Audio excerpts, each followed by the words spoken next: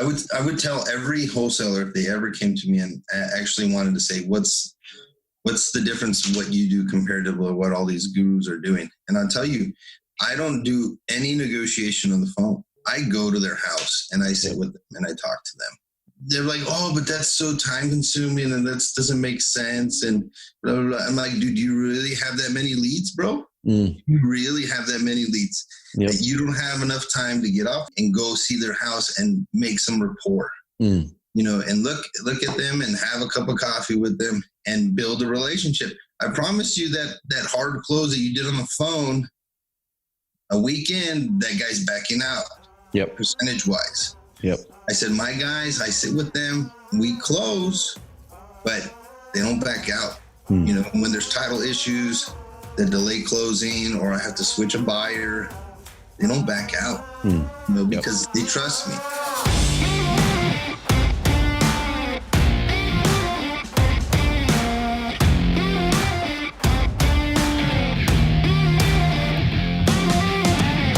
Helping hardworking real estate investors, agents, and entrepreneurs grow a better business, mindset, and future.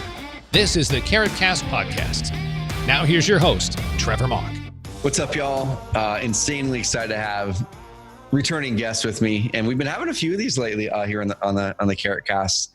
We had Aaron Amuchastegui back again.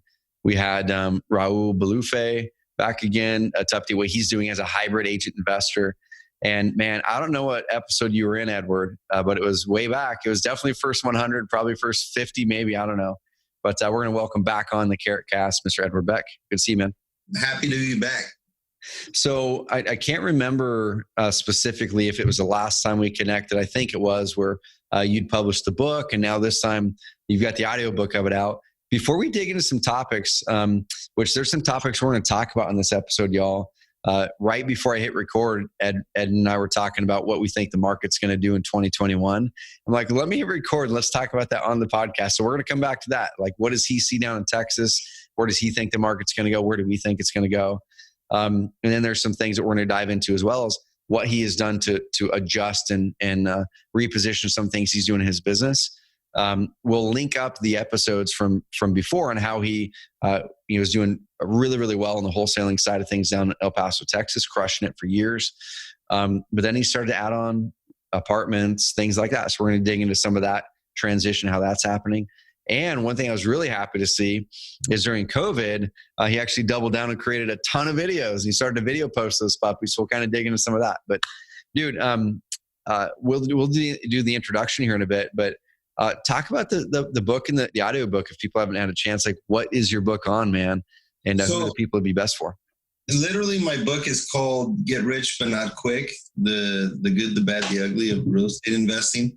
It was created out of anger and resentment to what everybody sells on these get rich quick schemes and this fly-by-night guru, buy my new program, and in 30 days you'll be like me, standing next to somebody else's Ferrari, right? And drinking pina coladas, and it's all like what I like to call it. Maybe you'll get the reference because we've seen a few years, but it's like regurgitated Carlton Sheets. Oh yeah, dude, Carlton Sheets is where I got my start, man. Yeah, literally the $500 information course. I have these CDs somewhere, 100 of them. I listened to them on a drive all the way to Sacramento. But it's, he's sitting there, smoking his pipe and he's talking about how great life is, and then cut screen to these couple on the beach, right? And they're like, drinking out of a pina colada with an umbrella. And so I was just very upset with that in the market, this idea of this phony sell to an industry that's is not easy. It used to be a lot easier pre-08 because nobody knew what the hell I was doing. You know what I mean? You'd put out 100 bandit signs and get 100 calls in a day, where now you put out 100 bandit signs a day every month, and you may get 10 calls in a whole month. So just people understanding that the market's saturated. People understand that the market's not the way it used to be, that a lot of these guys that are now gurus are selling stuff that worked before the collapse. You know what I mean? Yep. And before everybody knew what it is. Now every realtor knows what a wholesale is. So you've got, every realtor out there looking for deals.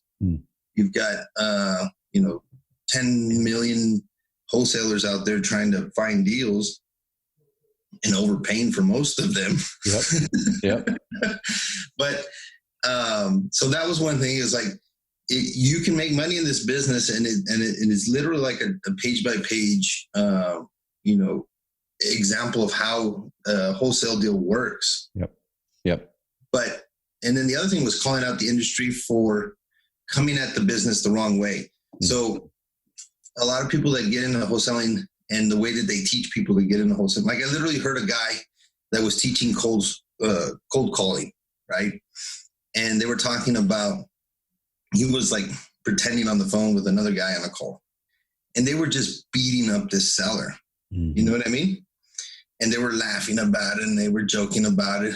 And I was like, that means you've never sat across the table from somebody. You know what I mean? And the worst thing is, that's why I feel like I close better than other people in the same industry, is because people know and they can smell that you're just trying to take advantage of them. Yep. And you're just trying to make a quick, easy buck, and you're just there for that one deal, And I'd rather do tons of deals and make enough that the deal makes sense for the buyer that I'm selling it to, the seller that I'm buying it from, that not everybody's hurt, you know what I mean? And I can sleep at night, and I'm not saying that I'm overpaying for deals. I'm saying most wholesalers are overpaying for deals, but there's two types, and they're just like, I just don't want to live in that world. So I called out the industry.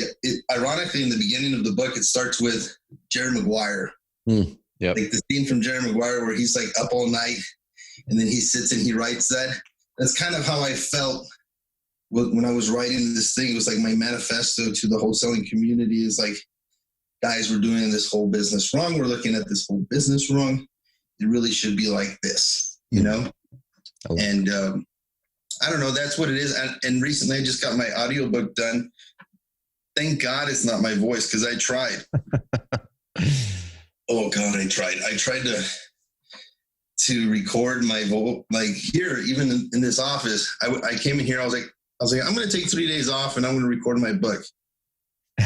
Dude, I got through one chapter, and it was like I would read a sentence, and then I'd be like break, and I'd be like trying to cut this thing. Oh, really? Oh man, dude, it was a hot mess. Maybe I'm just not a good reader out loud, but dude, it's not easy. So I hired a professional, thank God. And we went through 20 different readers. So I found one that is like me, a little sarcastic, a little, extrovert. And I feel like it has a good ring to it. It's well written. I feel like I'm happy with the product. Cool. So I haven't pushed it at all. I haven't even had time, to be honest with you, when I got it out.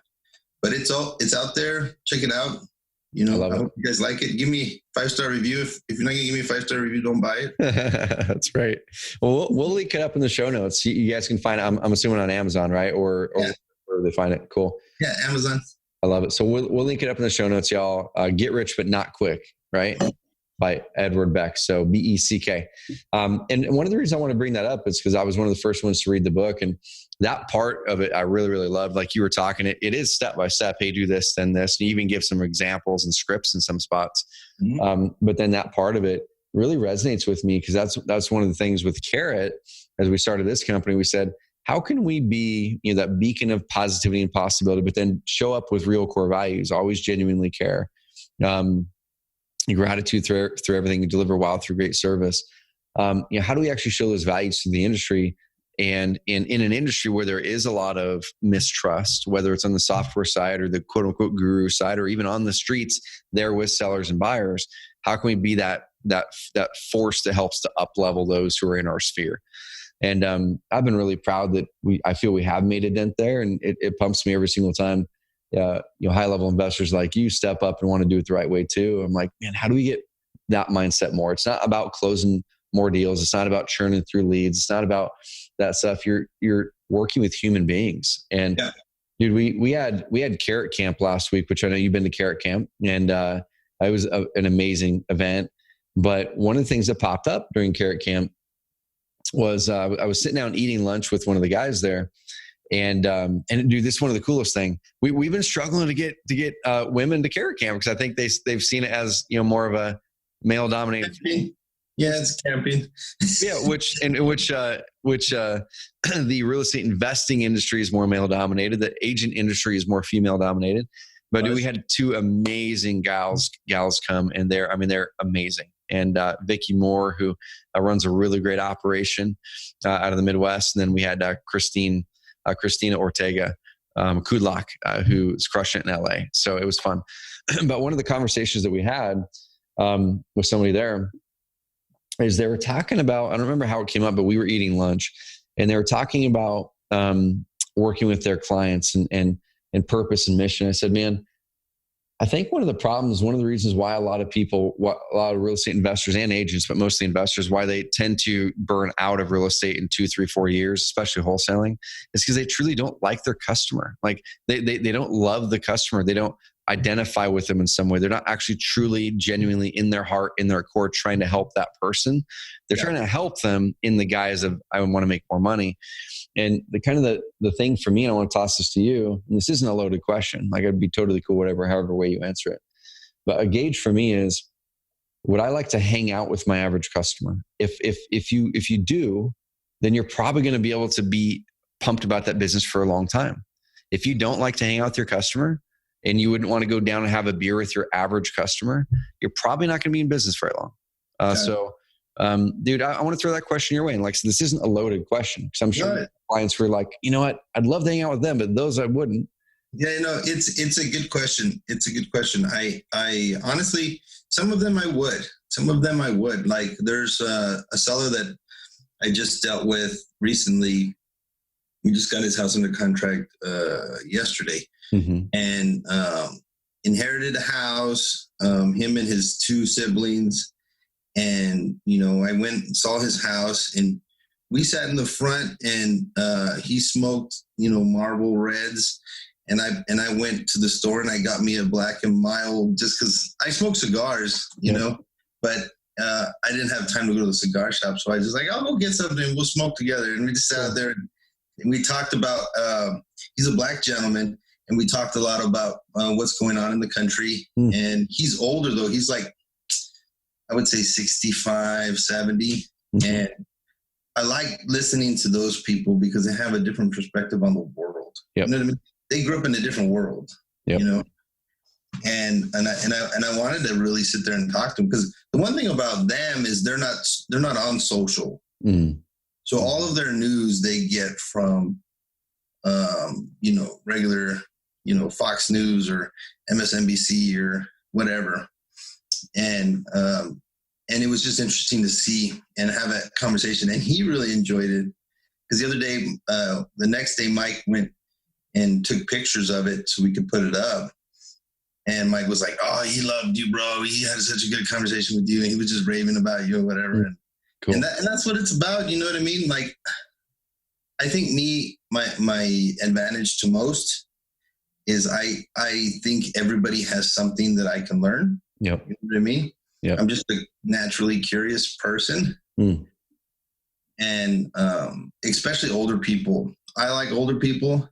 I generally don't hang out with people my age. I'd rather go hang out with my 70-year-old partner. Yep. And his son, he tries to push his son on me, but I'd rather just go hang out with him. You know what I mean? Yep. We have more fun together, just, talking about crazy stuff. I don't know, maybe I'm old in my heart or something, but old soul. I don't know. Yeah. That's the one thing I would say. Yep. Well, dude, one thing about that, and then we'll kind of shift gears into 2021, like market discussion. One thing about that is the way that you do your marketing, the way that you show up, the way that you do your selling is going to reveal to you the way that your clients want to treat you and you want to treat your clients. And you were talking a little bit earlier about hearing the wholesaler coach or the guru or whatever who's like just trying to use all these sales techniques to jam and hammer that client. Well, that client is probably not going to be number one someone you want to hang out with because you just pulled one over on them. Yeah. And you feel hopefully somewhere deep down inside of you, you feel a little bit bad about it, hopefully. And then number two is that person's probably not going to love you anyway because they can feel the way that interaction went. But when you truly have the love, when you do inbound marketing, when you do things we're going to talk about here in a little bit, creating videos, people can get to know you beforehand. And then that just really comes into the conversation versus hammering them over the phone, hammering them over the head with cold calling, doing this and do that. Not saying those are bad, like they work, do them, but just recognize it's going to be a different conversation than a person who comes from inbound versus a cold call or something else. Yeah. And I would say that I would tell every wholesaler if they ever came to me and actually wanted to say, what's the difference what you do compared to what all these gurus are doing? And I'll tell you, I don't do any negotiation on the phone. Mm-hmm. I go to their house and I sit with them and I talk to them. Like, they're like, oh, but that's so time consuming and that doesn't make sense. And blah, blah, blah. I'm like, dude, do you really have that many leads, bro? You really have that many leads? Yep. That you don't have enough time to get off your ass and go see their house and make some rapport, and look at them and have a cup of coffee with them and build a relationship. I promise you that hard close that you did on the phone a weekend, that guy's backing out. Yep. Percentage wise. Yep. I said, my guys, I sit with them, we close, but they don't back out. When there's title issues, the delay closing, or I have to switch a buyer, they don't back out, because they trust me. I love it. You know what I mean? And you're not trying to get 50 deals in a month. You know what I mean? Yep. Like maybe some of the guys you have on the show, doing 50 deals a month, but the average wholesaler is probably happy with 3. Yep. But let's be real. You know what I mean? We're doing 8 to 12 pre-COVID, right? Because COVID sucks right now. But pre-COVID, we were doing 8 to 12 on average for the last 4 years. Mm-hmm. And my closing ratio is probably like 20% in person, and then it doubles every time I go to the appointment. So 20%, 40%, 60%. So if I'm at the third appointment, pretty much a lock, Yep. So love it. Just go and meet people and talk to them. If you're not outgoing, maybe the only way you can do it is on the phone, but I like meeting people. I like meeting new people. I'd rather be in my car than sitting at home on a computer. Yep. 100%. Dude, let's make the transition to the market discussion. So you had mentioned pre-COVID, 8 to 12 a month. And if you guys go back and listen to the other episodes that we did with Ed, we'll link them up. You can see how we did it. Okay. So we're not going to dive in a ton on where his marketing is, what the marketing mix is. He talks about it in those episodes in detail, like the exact things he does to get those deals. Okay. Carrot's a big part of it, but then he also does a ton of offline marketing as well. That's, I think, the majority of it. And so now let's talk about COVID if you're cool with it. So pre-COVID, 8 to 12. And I hear different stories from different people around the country. I think part of it depends on that location, how crazy things are locked down. I was talking to an investor the other day who's doing better than ever, right? Like they're able to close more now, but there for a while it was kind of wild. But real estate agents, of course, are doing better than ever right now. Yeah, rates are low and it's just wild. It's not going to last forever. But dude, how has it been since COVID hit, and kind of what are you guys doing to deal with it? Well, like again, the number one customer is over 50. Mm-hmm. You know what I mean? And generally owner occupied. Yeah. So that over 50 owner occupied person is generally scared out of their mind right now because all they do is watch the news. Yep. 24 hours a day, and all the news is feeding them fear. So, they're not interested in A, trying to move, and B, bringing some random dudes to their house to try and make an offer on their house. Yep. So, call volume, traffic, appointments, I would say, are down, not maybe a half or maybe a third at the least. You know what I mean? So, yep. But I think it's built up. My business is built where I can handle the swings. So a lot of these smaller investors, I don't think they're going to make it through COVID. Yep. Which I'm kind of fine with. Yep. You know what's my favorite saying is, it's like, I'm not competitive. I just want to do better than you. Like, but in all honesty, I think that it's a swing of the market. You know what I mean? And if you can't take a swing in the market, you know, your business wasn't prepared. Yep. You know? It's not going to end. Like, if you've been in business for any amount of time, there's going to be a swing, and who knew COVID was going to come? Who knew 08 was going to come? Yep. Dude, so with that, like you were mentioning, there's probably some sort of pent up demand that's being created right now. And we were talking to my friend Aaron Muchstegi, who he lives in Texas. He's in Austin, but he owns a software company. Actually, I should connect you guys. He owns a software company where they have the only data source in these types of leads from the courthouse of a software company. Like, the only way to get that data is to go down there and know the software company has this data in Texas. Wow. So he has this insight into what's happening in foreclosures. That's a deeper insight than anyone that I've known, especially in Texas. And he was showing me how the foreclosures, of course, are stacking up because of the moratoriums.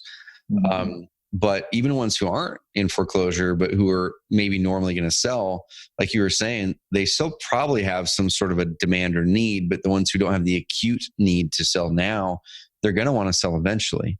And one thing that you did during COVID is you started to create videos. And we'll kind of dive into that here in a second. But one thing that I want agents and investors doing right now is, if your business has taken a little dip, just recognize, why is it taking a dip? Is it pent up? Is it demand that's building and it's going to eventually release? When do you think it will release? Go out there and research stuff.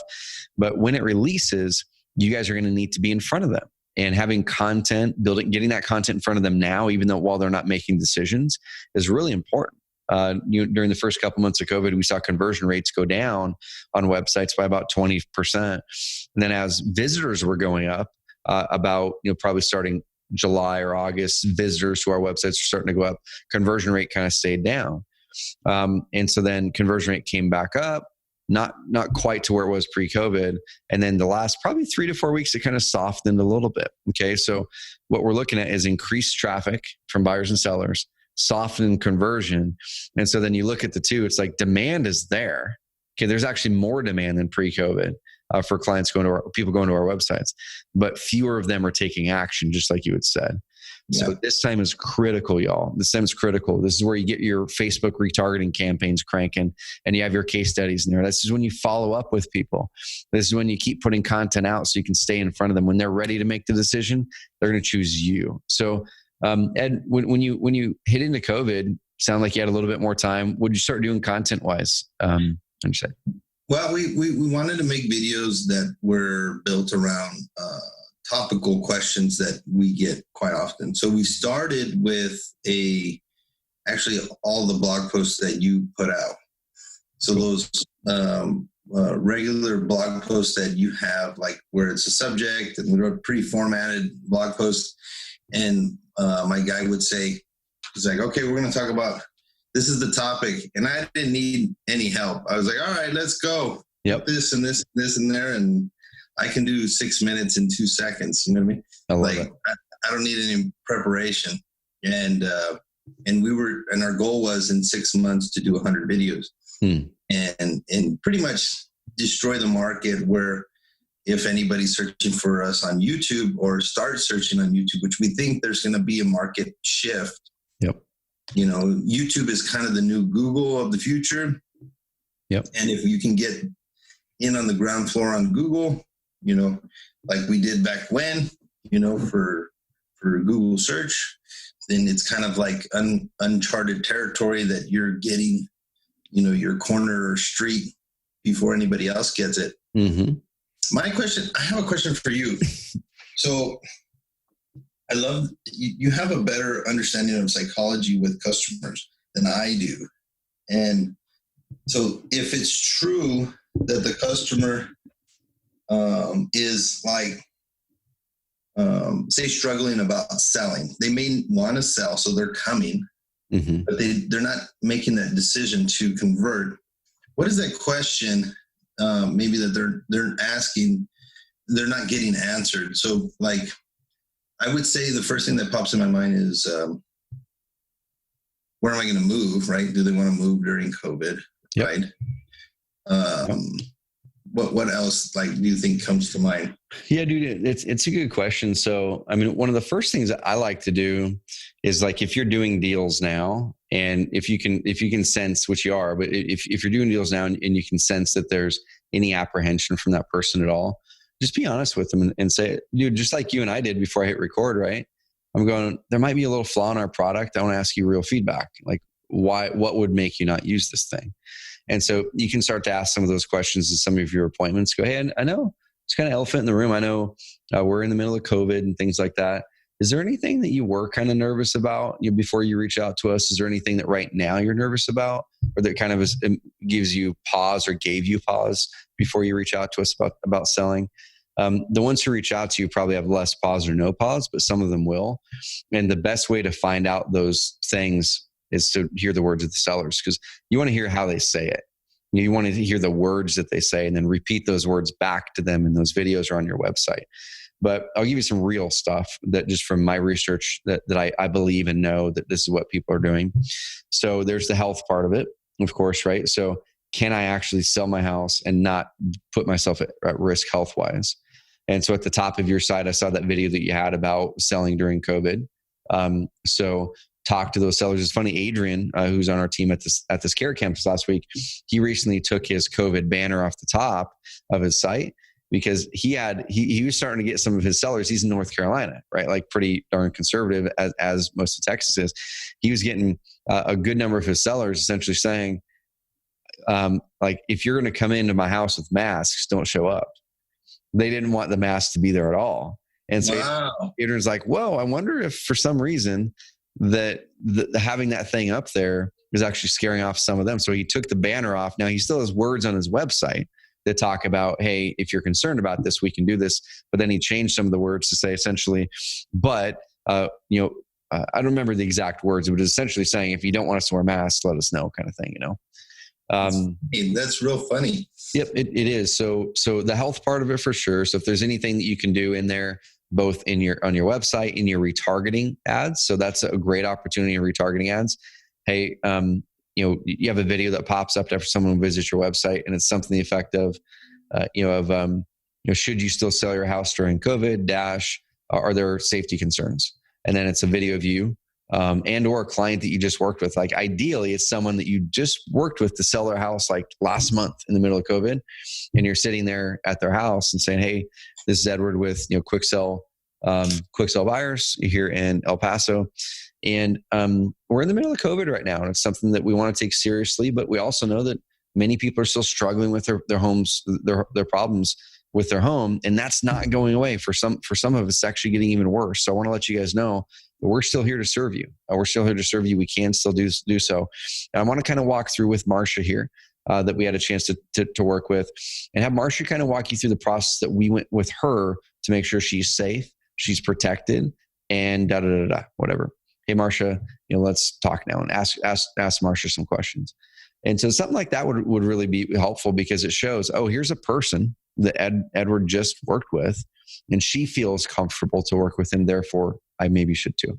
There's the whole thing. Yeah. Can I move somewhere? One thing that I would potentially put out there is like you're saying, maybe the person does want to sell, but like you said, they may not have the urgency to move now because they don't want to go out there and do the home search and whatever it is. But I've been floating this idea, and you'd have to put it out there to actually practice and see how well it would work. But something to the effect of, we can still make you a cash offer, get cash in your hand today, and close when you're comfortable. Now, you'd have to make sure it's the right deal and put safeguards in place for you. But can you imagine if the person's like, I want to get it taken care of, and I really need cash now, and I need $5,000 or whatever it is.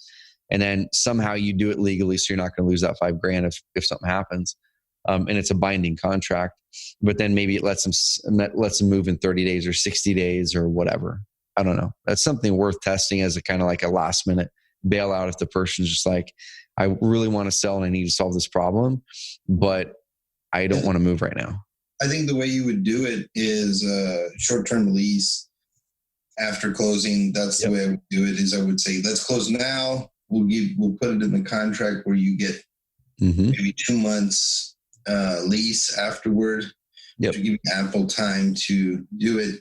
It would be more of a conversation that you'd have to have with the buyers if you're wholesaling. Be like, that's a conversation piece right there. Like, hey, bro, so this is a good deal, but you're gonna have them stuck in your house for 2 months. You still want it, type of deal. But I think that would be, if they're paying rent, maybe the wholesaler wouldn't be as mad. The buyer wouldn't be as mad. So that's a possibility. You were mentioning, or it wasn't you, I was texting with Brian Rockwell a little bit ago, and he was saying his leads are still steady, but a lot more retail now, right? Which makes sense when retail blows up and you can sell at a higher price retail and sell fast, like it's crazy right now. What you're going to find is you're going to find a portion of that seller pool who would normally sell to an investor. A portion of them, I think it's going to be a minority of it, but it's still going to be a portion of them are going to go to retail. And so kind of shifting into the 2021 conversation, as things adjust, I don't think that market's going to stay as hot as it is right now this time next year. And so I think as soon as the market moves more and more towards a buyer's market, or at least somewhere in the middle, it's a massive seller's market now, you're going to find more of those deals that are going to go back to investors, okay? Because the person can't sell it in 2 days for 3 above asking price offers and then close in 4 weeks, right? So that is something that investors are having to deal with. And that's the value where I talk about hybrid a lot, right? That's the value of as an investor, also either working with an agent tightly or having your license. And then same thing with an agent having, being able to do deals. Because if you're getting more of those leads, man, I know I say it a lot, and I know a lot of people won't do it, and no fault, there. But I think at the very least, find a way to turn those into listings if you can, and earn profit from them. Yeah, I think it's that's the one weakness I think my game has is we're not a brokerage, not a mortgage company. We don't really do any of that side of the business. We're more super narrow. But honestly, I can see the reason to do so. And then because in the past, what I've done is I've always like, okay, I'll kick you a lead, you give me a certain percentage or something, and that stuff never happens, and I'm not going to be chasing around realtors. So, Dude, one thing that works. So Raul Balufe, who we just interviewed, he's an investor and an agent, and he had a really creative setup in Florida. So I don't know laws, but this is something that I would highly consider investors do. Or if you're an agent listening to this and you want to plug into an investor and have all your seller leads coming to you, because seller leads are what all the agents want that we talk to. It's like, unless you're a brand new agent, if you're brand new, they like buyers because it's easier, but sellers are what everyone wants. And so what Raul did is he's not a licensed agent himself. And like I said, I don't know what the laws are in California, Florida, Texas, whatever. But he's not a licensed agent himself. But what he did is he found an agent who was kind of doing mediocre by themselves, not great, but was trustworthy and good. And I think this agent happened to be a family member of his, but you can pick anyone. Bring them on and set up a new business. So he has a new company that is a brokerage. It's a licensed brokerage with the state of Florida, which in order to be a licensed brokerage, the owner of the company doesn't have to have the license, but there has to be someone with a license on file, the broker of record, right? And so it's all set up above board. It's a real company. And so it's got this agent that is the broker on record. They actually work for the company. And so when he's able to get the leads, he then will say, okay, well, this is what we could sell for retail. Well, let's bring in Marcia or whatever it is. So Marcia would then sell the property. Marcia gets her cut. And without having to search for sellers at all, because they all come from the motivated seller marketing. And because Raul owns the company, he's then able to take distributions or a salary from it. Got it. So he's still not taking commissions. The company earns commissions because that agent does, and then it's distributions or whatever a normal company would distribute out. Honestly, that's what I was looking at doing. I was looking at buying into a brokerage or doing something along those lines. More important than even the listing side is I'm looking for possible property management. I think property management is a good hedge. So if you are a real estate agent and you're making crazy money right now. We don't know what's happening in the future. Mm-hmm. But I promise you, Zillow and iBuy and all these guys, they're not going to buy the property management company. Yep. Those are not going away because nobody wants that thing. And but they make good money if you run them right. Property management makes good money, and it's a good feeder, I believe, for what my business is. You get tired landlords. You get, there's this like an instant business in there. Mm-hmm. And then whenever you buy properties and you rent them, you have somebody to manage them in-house. So you kind of keep a lot of that stuff in there. You build a good base of construction workers, handyman when things need to get fixed while you're doing flips or, mm-hmm. I think it's a good segue. I was looking at it more for that, but I can definitely see because, man, I have a lot of realtor friends, or they're mostly my friends, right? No, I'm just kidding. But I have a lot of realtor friends, and these guys they work pretty hard, and they have their little niche of their business. But a lot of the times, they don't have to spend money like I do to get a deal. Yep. I have to spend massive amounts of marketing money to get a deal. Where the realtor it's like a network, mm-hmm. Some of them spend some money marketing, but the vast majority of realtors, it's just through sheer networking. You know what I mean? And they're just whoever they know. They get mad if you list it with somebody else because they know you. Mm-hmm. And it's just a different world for them. But I often think about that as like, imagine if I spent this amount of money in marketing in a real estate brokerage. Like, oh, dude. Yeah, it would be crazy. Yep, it would. And dude, I'm going to share my screen really quick because what you talked about there, I've said it many times where everybody knows probably 10 agents, but hardly anyone knows an investor, someone who's going to buy a house. And so anytime you show up to a house as an investor, you're kind of you're a rarefied breed. They can't just go talk to their cousin Johnny, who is an agent or an investor usually, right? Mm-hmm. Or that is an investor. And so for agents, it's more and more important to create that content to build authority, because if they land on quicksellbuyers.com, your site, you're going to see Edward's videos are really well done. You're going to be able to meet him. You're going to be able to build a relationship with him before you show up, see what his expertise is. Where most agents just have the pretty site with their picture and some big old stock photos and not a lot of content. Dude, I want to share my screen here because one thing that you said earlier with the videos. So how many videos did you end up creating up to this point this year? I think we have 6 months in advance. So what I learned too is that YouTube likes it when you schedule them in advance. It helps with their algorithms and ranking and whatnot. So what we started to do was to put them out in front. So we're trying to do 2 a week, I think is 2 or 3 a week. Cool. I love it. So I searched this, and this is a pretty long tail phrase, right? Like it's a very, very specific phrase. Mm-hmm. But sell a property I just inherited in El Paso. If you guys are watching the video version of this on YouTube, you're going to see that he's ranked number 1 in Google for that, quick sell buyers. And so I'll click through to that. And I'm kind of curious too, like eliminating some more of these words, because I just took your title, pasted it in there, and eliminated some of the words. So the more broad we get with it, that's more the test. Like, all right, the more broad we get with it, how is it ranking? So I'm going to just sell inherited property in El Paso. So that's probably something like what someone would really type in. One thing that's interesting, if you see here the 4th one,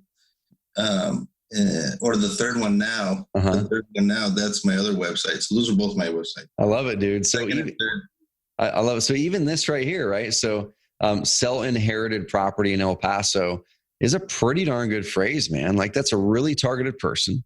They're going to be an amazing prospect. You're ranking number 2 and number 3 there. One from a post over a year ago. So that's evergreen marketing right there. You did work a year ago, and now it's working for you still today.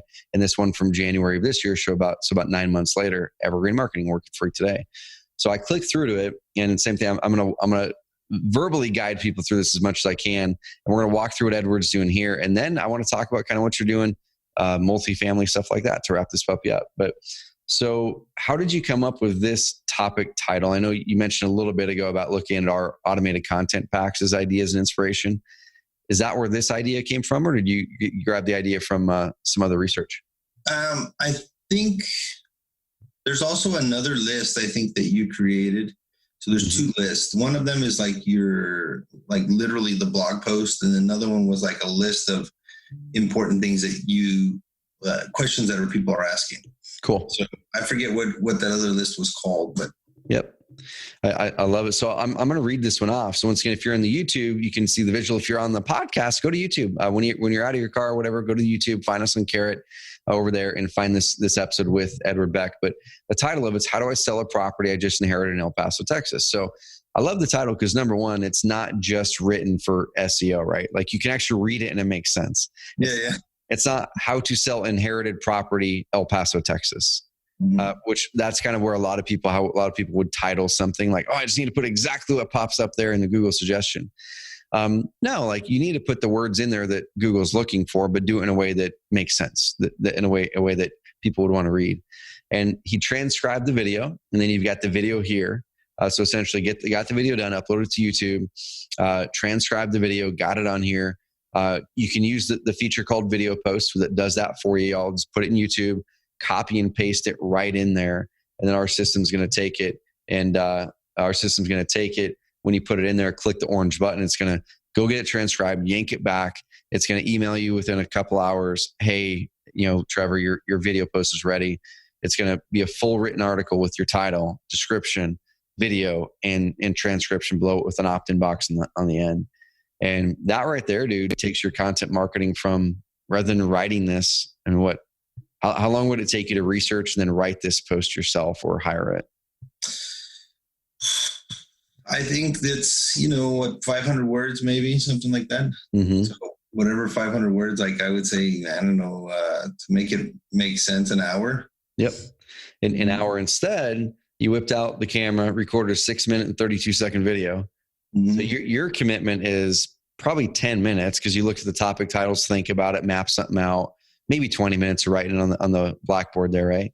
Mm-hmm. And then you get it done. Then your guy takes it and does the rest. And so Ed's essentially able to save like whatever that is, 50 minutes of his time or so. Every single one of these videos, he's doing 2 a week, all batched together. So you're saving a couple hours a week right there. So your time is worth well over $100 an hour. And so right there alone, that's 2, 4, 6, 8, over $800 a week you're saving in real hard costs, and over 8 hours a month of your time. And you're getting this content up there and building that authority, which I love, man. I love it. Yeah, I think it's a long play. You know what I mean? I'm playing for a long ball right now. But the one thing that really stuck with me is you said, thank you for liking my post. I got you, man. I like that puppy. But one thing that you said a long time ago that always stuck with me is like this idea of getting out of the hamster wheel marketing. Mm-hmm. And this is one of my approaches of getting out of hamster wheel marketing, as well as it's giving me, YouTube and SEO, but also it's getting the question answered that I can also share on social. Mm-hmm. Like that. Dude, and that's the thing. I'm going to kind of walk through this with people, and I've taught it a lot, but this one here is September 16th. The other one was September 20th. Dude, the cool thing is that one that I showed before that you're ranking number 1 or number 2 for those inherited home phrases, there's probably not going to be a ton of searchers there, but the ones who do are going to be insanely targeted. Like they're going to be your ideal best person.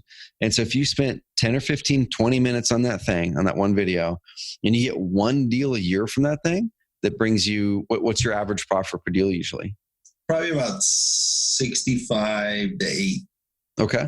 That's what we make on our deals probably.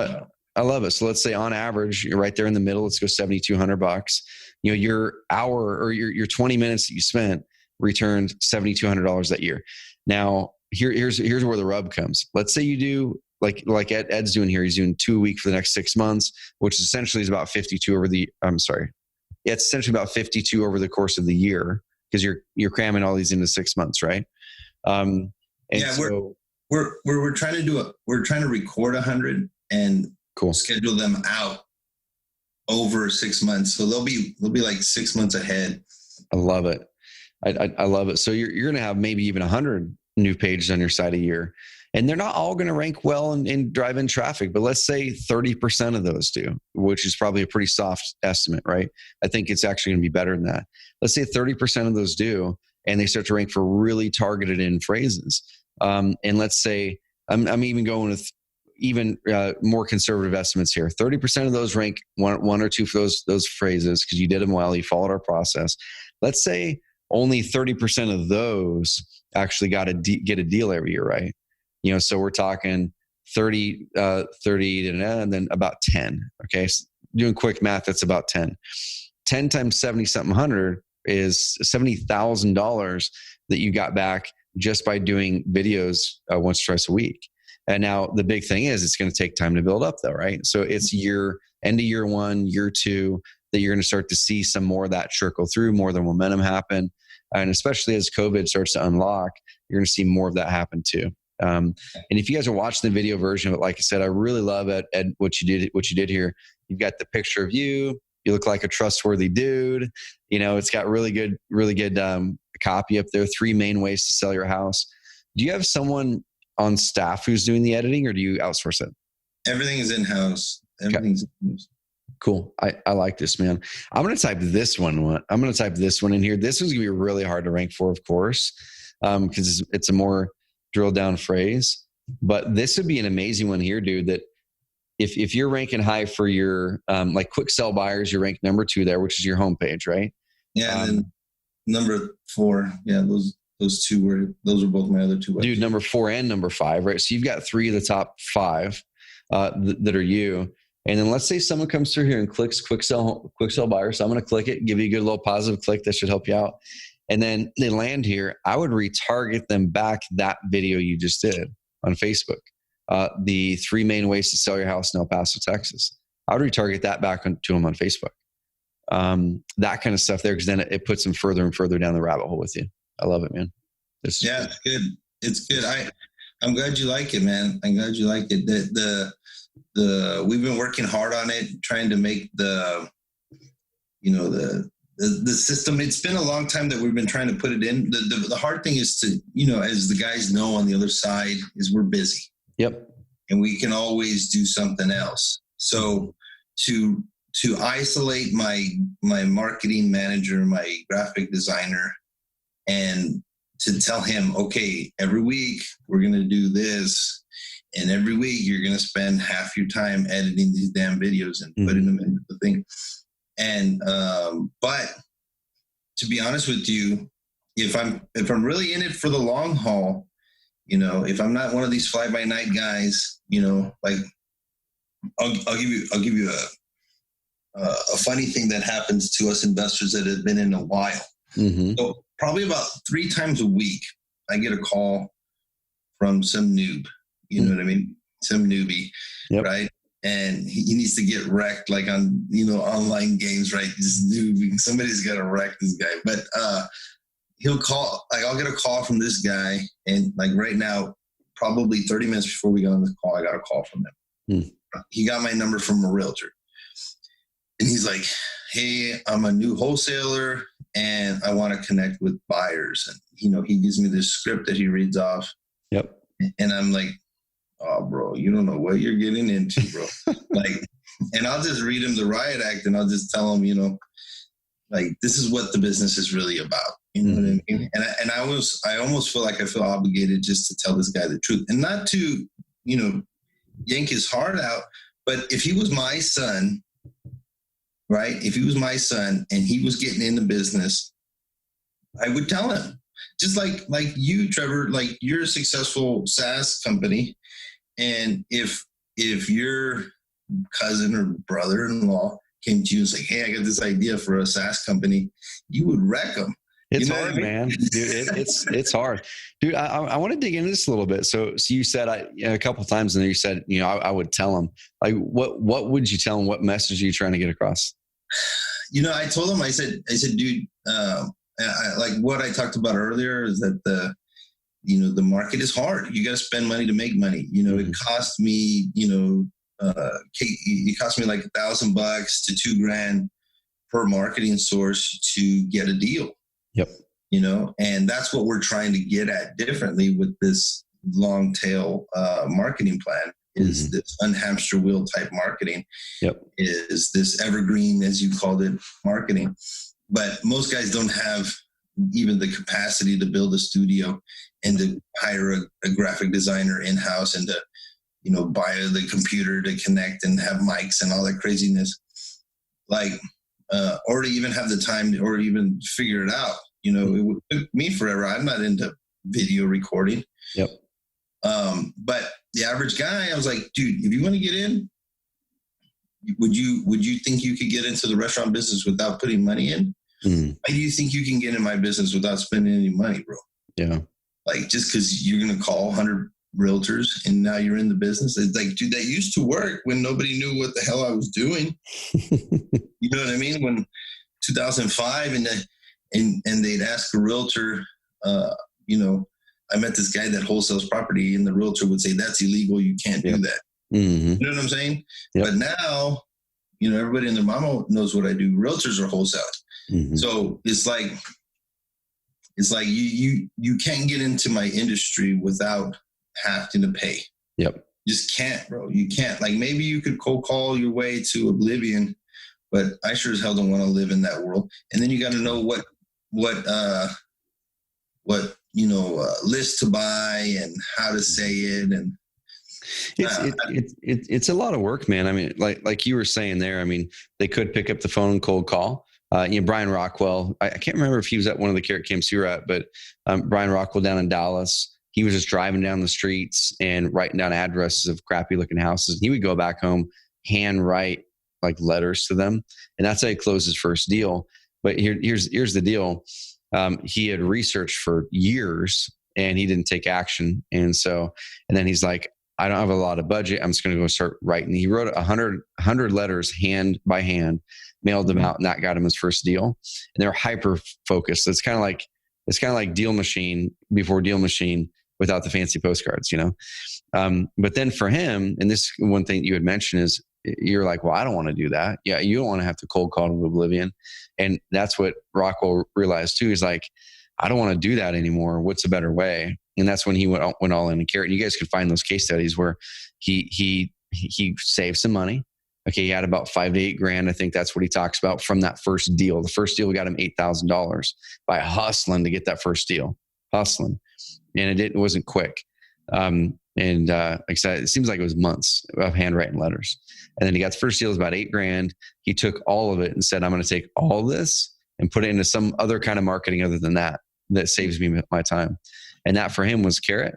And then he went through our training. He started launching pay-per-click ads, doing it the right way. If you do it the wrong way, it's an easy way to blow $3,000, $4,000, $5,000, $8,000. He started closing deals. He put his head down working on the SEO side of it, got ranked #1 in Google in Dallas after about 12 to 13 months of work. And now years in, him and I were texting now, he has acquired, let me read this. So his first year, he did $600K in wholesale deals in Dallas. And way after we had we had hundreds of customers there already. So he wasn't one of the first. So people might go, well, of course he did, but I'm in Dallas and I can't succeed now. Guys, we had someone at Carrot Camp who is in Dallas way after Brian, and he's going to pull out 39 deals this year, 100% from Carrot. And Brian's still doing great. Okay. So Brian and I were texting, and this would be a good transition to multifamily. Him and I were texting yesterday. And so I messaged him this morning and said, man, I love it because he talked about what they're doing right now this year. I said, how many multifamily units have you been a part of now? He started multifamily investing 18 months ago. And what's your Dallas lead flow looking? 446 units so far he's been a part of acquiring in 18 months. And he said leads. I asked him, how are leads doing right now during COVID and stuff for you? He said more retail than normal right now. But he doesn't have a partnership with an agent, so he needs to get that taken care of.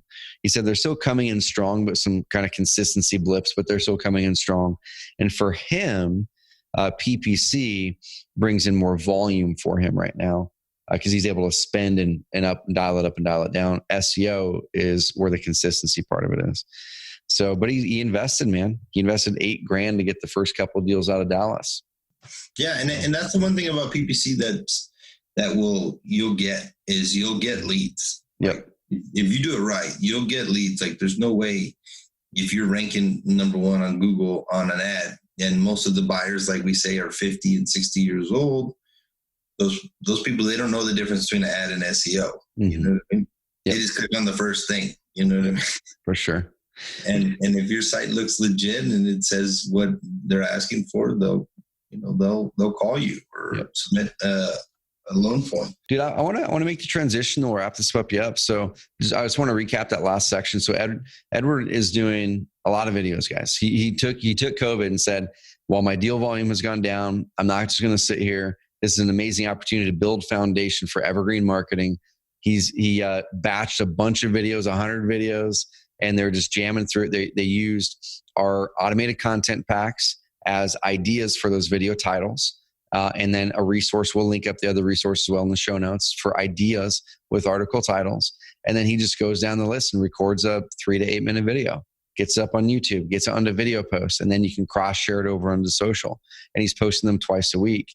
And so if you're in El Paso and you're kind of sitting back on your laurels and you're not building that foundation, you're going to start to wonder why more of your deals are slipping out of your fingers. And it's going to a guy like Edward who is building that authority. When people are comparing him against others, they're going to go with him because content and authority. And so he's using a few features there with Carrot. He's using our automated content packs, which is an advanced marketer and content pro feature. And he's using video post, which is a content pro and advanced marketer feature. So guys, 1-2 punch right there. Dude, let's go over to spend a few minutes now on apartments and stuff like that. So you'd mentioned you're getting into apartments, or not getting into, but you're doing more apartments and things like that. What are you doing there, dude? Give us a quick update. The first apartment I bought, actually I rang your bell. I was there. I remember that. Yeah. And Carrot camp. It was at the first Carrot camp that I went to. And that's when, I don't know which Carrot camp I was part of, but it was a long time ago. It was one of the first 5 for sure. And so we bought our first one. We're on our 5th one right now. And I sold actually a bunch of 2 to 4s this year. I sold probably 6 2 to 4s that I had already. And for whatever reason, people are overpaying for 2 to 4s. And I'm like, okay, you want to overpay? There's no way you could cash flow on that thing. Like, whatever, take it. You know what I mean? Are they getting residential financing with those because they're sub 4 units? Yeah, it's this whole Burr thing that people are pushing right now. This live in one side and rent out the other side, or whatever. Which is fine. Like, I get it. You know, I sure as heck don't want to live with my kids next door. One of my renters, you know, that's just me. But, you know, when I was first starting in the business, you know, me and my poor wife, we moved in and out of, 15 different flips. We did live-in flips. That's how I started, you know, built up a war chest. But, we're buying a lot. You know, I feel like there's a gap in the market between the super high-end investor types that are willing to take, you know, a 6 to 8 cap, right? Yep. But they're only going to do, you know, 3 million and up. Where me, I can buy an 8, 10, 24, 23 unit apartment complex, C-class, low income, and get a 11, 12, 13 cap. Gotcha. Which it's just because they don't like them, because they're scared of them. They're like, oh, these are low income people. And to me, honestly, I think it's recession proof. I think it's no matter what happens to the market, people are still going to live in that place. Never going to go away. You know, when you're paying $600 a month for rent for a 1 bedroom and $7 for a 2 bedroom, they're never going to go anywhere and find a better deal. Nope. Yep. Dude, one thing I love about that too, you mentioned recession proof and whatever's going to happen the next 3 to 5 years, I think we can all agree that it's not going to be the same uptick that it's been the last 3 years. Now it's still hot right now. And you look at a lot of the real estate agent coaches out there, and they're bringing all this data in, showing like all this stuff to make it look like this amazingly rosy picture, like it's going to last forever. And I'm just going, man, I don't know specifically what it's going to be like in a year. I just don't believe it's going to be like what it is now. There's a few reasons. So COVID is definitely propping up some stuff, right? Inventories are really low right now. And there's some healthy reasons of that too. The millennial generation is like right in the prime buying ages and years right now. And so I'm pretty sure it's the largest group of home buyers, the potential right now. That's a really healthy thing. And so that's going to continue to help make things even better. So if you're in an area where there are good millennial populations, that's a great thing. You're probably going to continue to see prices be pretty solid, especially if people are moving into those areas. Number two, you've got all the foreclosures that we had talked about. And so there's the foreclosure moratoriums. And in Texas, when my buddy Aaron, we'll link up that show, in Texas, dude, they're stacking up and they're stacking up everywhere. And so there's going to be an unleashing of those foreclosures sometime in 2021 and probably early 2022. And if it's anything like it was last time, it won't all happen at once. They'll hold some back in shadow inventory and they'll release it in tranches until it eventually is caught up. Yeah, they're not done. They're not. They learned that. Yep, exactly. So that right there are going to be foreclosure opportunities coming for investors in 2021, which also when those hit the market, it's going to start to reduce price by increasing inventory, right? There's some other things too. You've got the election coming up, but then there's just the weird economic stuff that's kind of going around where there are the interest rates, I don't believe can continue to stay low this long for a long time. I think they'll keep them low for at least another 6 months, maybe a year. But if inflation starts to pick up, which that's a big question mark, if and when it will pick up, I believe it will start to pick up somewhere in the back half of 2021. But they're really smart. They're actually going to be purposefully getting inflation to go in the back half of 2021, going into 2022, because they have to. And you guys can dig into the monetary policy stuff. We're going to have some guests on that are going to talk monetary policy, hopefully before the end of the year. And then when that happens, interest rates have to go up with it. And then if you also have a glut of foreclosures, you are going to see more inventory in the market, which softens prices. But I think all of those are good things for investors, though, right? Because if it becomes harder for someone to sell faster, that's when investors are going to want to step in. You talk to iBuyers now, right? People are going, well, what about the iBuyers? This is my guess. I'm not going to say that this is gospel. You guys should go out and do your own research. But iBuyers, the model seems to work amazing when the market's going up. That's what I think we're all looking at is like, how are they going to, they got something up their sleeve because they're smart people. So how are they going to deal with it when a market goes down or if it's soft? Because then it makes it so they have to lower their prices now, which makes it closer to an investor. And now really we're talking brand and exposure is the main difference. Because right now iBuyers in some markets are offering more than an investor can. And sometimes the investor can offer more than the iBuyer because they know the market better.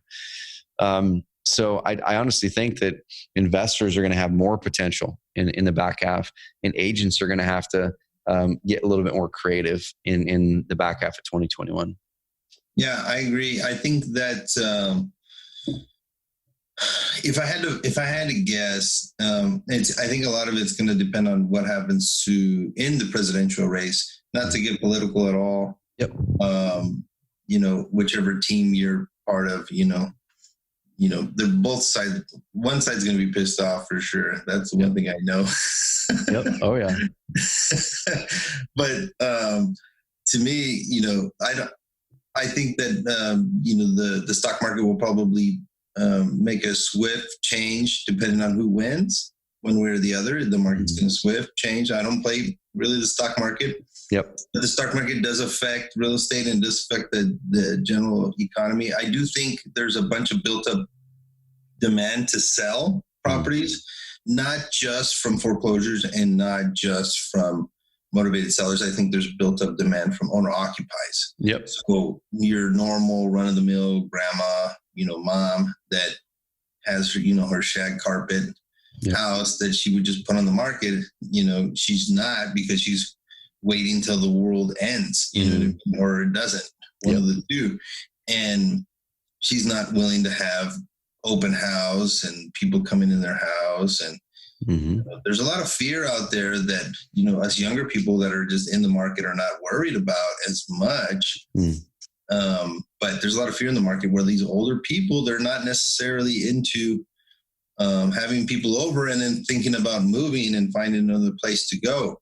Yep. So there's a lot of built up demand. I think, like, I'll give you an example in El Paso. I don't really study outside markets, but in El Paso's market, the demand went crazy because everybody immediately, all the owner occupiers immediately took their houses off the market. And then there was just like nothing. Yep. There was no inventory, which is crazy for El Paso because before COVID, we were still in a buyer's market. So, we're a slow market. We get 3-4% value increases every year. But we had a 30% value increase in some areas here in El Paso through COVID. Yep. 30%. And like, there's a house that I wholesaled in December of last year, and the ARV on it was 85, right? After repaired, 85. Yep. And we sold it for 40, something like that. And the guy just sold it for 120. What? Geesh. Cool. Yes. It's crazy. And I said, it's like a 2-bedroom house in like, in a little lower income area. And I was like, really? You sold it for 120? He's like, yeah, dude, I had 4 offers in the first 2 days. And I went and saw his job, and he did a crappy job remodeling this house. Oh man. That great. You know what I mean? Yep. So, I don't know. It's a crapshoot to see what's going to happen. My question is like, even the builders. So the builders are 6 months sold out. They're sold out for 6 months. So you go to a builder now here in El Paso, and you're like, I want this floor plan. They're saying, we're not going to start on your house for 6 months. Yep. That's crazy in El Paso's market. It's just it's unheard of, Yep. So my question, I think I've told the guys, because I mentor a bunch of guys here in town, is like, okay, so it went all the way this way. Yeah. How much is that demand going to bring it forward? Because it could be right here. Yeah. Which would still be a seller's market, or it could be way over here. You know what I mean? So I don't know. I don't know how that rubber band's going to pop. And that's kind of, a good segue into the question about inflation. Is inflation's kind of a rubber band. And so it's like, it's pulling on, the market keeps pulling on this inflation button, and one of these days it's going to pop. Yep. And we'll see inflation, but we haven't seen inflation, since, I don't know, since what, 01 maybe? It's been a while, like any measurable, like measurable hyperinflation kind of stuff. It's been a long time. Yeah. Cause the inflation is like 3%, you know what I mean? Like 2-3%. And with all the money they're printing, like, it's just going out of style, like direct inflation to the market. We've never even heard of that, where they're bailing out the direct to the banks. They're not even sending it to the Fed. They're like, nah, we'll just send you money direct to the bank, Dude. And that's one of the pieces to the puzzle too, that if you really dive in and look at some of the economic data and some of the economic people, which they're not always right? They were way wrong about the 2008 crash, all that kind of stuff. But there's almost $4 trillion that's been pumped into the economy, or at least to people's bank accounts for a little while. And they're working some math, and they feel it's going to take about a year to 18 months for all that money to really cycle through, because some people put it in the bank. A lot of people are spending it. And the thing is, it's not like it's going to be $4 trillion in impact. It's actually going to be that times X, like whatever it is, because that $1 is going to get spent at the coffee shop, who then that coffee shop takes that dollar that didn't exist before. You're going to spend it over here at the hair salon, and the hair salon is going to go spend it at Costco. And then, so it's going to get passed, whatever it is, 8, 9, 10, 12 times that year. And so you really have something like, 4 trillion times X, whatever that is. And that's the economic impact. And that's where we really start looking at it going, okay, there likely will be some sort of inflation, but then they're wanting to do inflation purposefully over the next 2 to 3 years to make it so it's not, it's not going to have the rubber band effect the other way, because they've been holding it down so far, so long.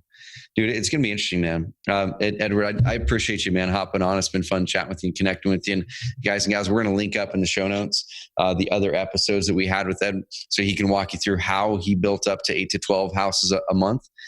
All the marketing he does, go check those ones out.